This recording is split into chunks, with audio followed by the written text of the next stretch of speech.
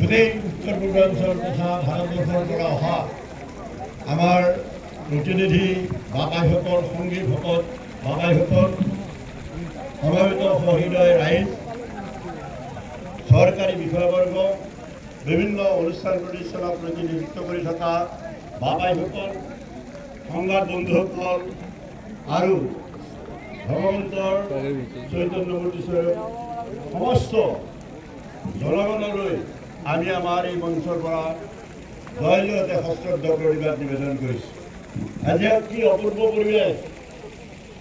গুৰুজনাৰ আদৰ্শত আজিৰ পৰা ৯৩ বছৰ আগতে আমাৰ এই শ্ৰীমন্ত শংকৰদেৱ সংঘৰ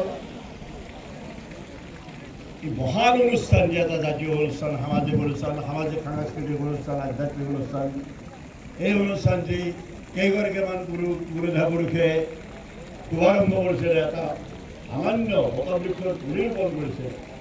আজি ফলে ফুলে জাতিষ্কাৰ হৈ, ধাৰে ভেদে জাতিষ্কাৰ হৈ সমগ্ৰ বিশ্বলৈ তাৰ ডালপাত বিয়পি গৈছে। আৰু আমাৰ অসমীয়া জাতীয় জীৱনৰ মহত্ব, গৰিমা, পৰিশীলতা, মানৱতা, সমস্ত কথা আজি যে আমি অসমীয়া এটা অতি উন্নত, চহকী, সংস্কৃতিবান, সুভদ্ৰ জাতি, এই জাতিটোৰ সুদৃঢ় বুনিয়াদ ৰচনা কৰি থৈ গৈছিলে আজিৰ পৰা ৪৫০০ বছৰতকৈ অধিক কাল পূৰ্বে পঞ্চদশ শতিকাৰ মাজভাগত যুৱকাৰী মহাপুৰুষ শ্ৰীমন্ত শংকৰদেৱে, যিজন মহাপুৰুষ আছিলে ত্ৰিভুৱন মণ্ডল দৈৱকে নন্দন দোহৰি মাৰৰ বংশ, জগতৰ তাৰণ দৈৱ নাৰায়ণ শংকৰ তাকে অংশ। আমি হিন্দুসকলেই হওক, হিন্দু বুলিয়ে কৈছোঁ, সনাতন ধৰ্মৰ মানুহবিলাকক হিন্দু বুলি জনাজাত হৈ গৈছে, বা অন্যান্য ধৰ্মৰ মানুহবিলাকেই হওক, আমি সকলোৱে সকলো ধৰ্মতে আমি দেখিছোঁ যে আমি অৱতাৰবাদত বিশ্বাস কৰোঁ। অৱতাৰী ভগৱন্ত কেতিয়াবা নিজে অৱতাৰ গ্ৰহণ কৰে আৰু ভগৱন্ত কেতিয়াবা নিজৰ প্ৰতিনিধি হিচাপে পয়গম্বৰ পঠাই দিয়ে আৰু নিজৰ পুত্ৰক পঠাই দিয়ে কেতিয়াবা।